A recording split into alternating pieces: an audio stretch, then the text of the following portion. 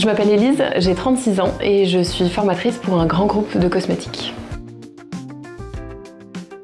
Alors moi, ça faisait 10 ans que j'étais dans la même entreprise et à l'annonce de ma deuxième grossesse, je me suis dit que ça serait intéressant justement de faire un point sur ma carrière, sur mes points forts, sur mes aspirations pour éventuellement envisager un autre poste à ma reprise du travail. C'était de faire ce fameux pas de côté finalement, de prendre le temps de se poser les bonnes questions avec une personne neutre qui puisse échanger avec moi et me donner un retour sur mon parcours, sur mes qualités et me guider finalement vers une autre voie éventuelle. Ce qui a été intéressant justement dans ce bilan, c'est de constater que parfois des choses qui nous semblent anodines et complètement normales dans le travail sont finalement des vraies qualités qui sont pas forcément partagées par tout le monde.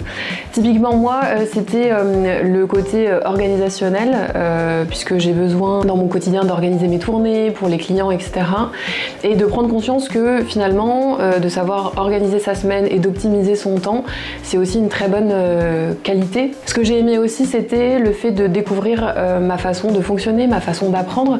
Il y a des tests en ligne qui sont proposés avec Happy to Meet You et ça permet aussi parfois de mettre des mots sur des façons de faire et des façons de comprendre les choses. Le principal bénéfice de ce bilan de compétences, c'est avant tout de savoir mieux se connaître. C'est l'idée d'avoir un échange avec quelqu'un de très neutre et qui pose un regard très factuel sur qui on est, quelles sont nos valeurs, ce qui nous porte, la flamme qu'on peut avoir et qui peut transparaître finalement dans les entretiens qu'on va avoir. Ce que j'ai aimé dans l'accompagnement Happy to Meet You, c'est le côté très professionnel. J'ai choisi ce cabinet notamment pour sa connaissance du bassin rennais. Moi, ce qui m'intéressait, c'était justement d'avoir cette connaissance des entreprises et éventuellement les métiers et les compétences qui sont demandées par ces employeurs-là. Et moi, j'ai eu une coach avec qui le feeling a été très très bon.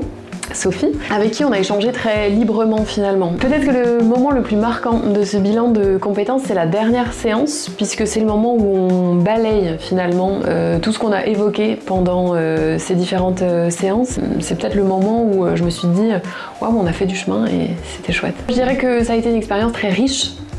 Riche des rencontres et puis ça a enrichi aussi beaucoup sur le plan personnel de connaître ses points forts et de savoir qui on est, ce qu'on veut réellement et vers quoi on veut se diriger.